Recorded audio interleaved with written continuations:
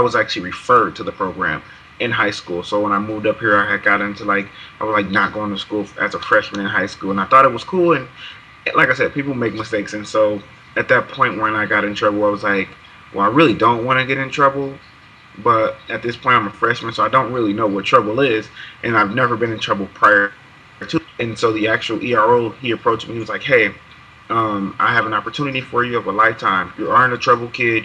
You aren't a kid who I think is going to be causing any trouble long term. So let's send you to youth court. Let's try to see what youth court can do." And so after my youth court experience, I went through youth court. It was about 60 days, and it actually was less than 60 days. About 45 days I went through youth court, and I successfully completed. And ever since then, ever since I went through youth court, I've literally growed every day from that since. I've never made. I mean, not saying I don't make mistakes, but I've never backslid on any back paths to where I was going.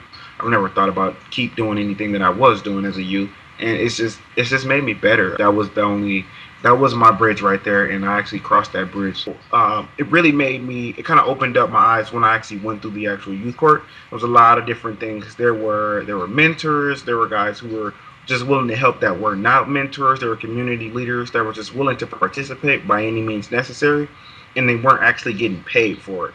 So to me, it was just like, wow, these guys are willing to help me and show that there is somebody who actually care about you, who is not your parent. So to me, it was just like, man, this should be a life opener and a life lesson learned to somebody like myself who was troubled, who thought that trouble was actually a good thing. When I was growing up, I thought trouble was something that people just do. But then when I actually realized and went to youth court, right after youth court, it was like, whoa. So I started getting jobs right after youth court. I started progressing in life. I started building relationships with people. I have a relationship with the guy who was my actual mentor. He was a Rose Bowl player, and he was awesome, most best guy I've ever met.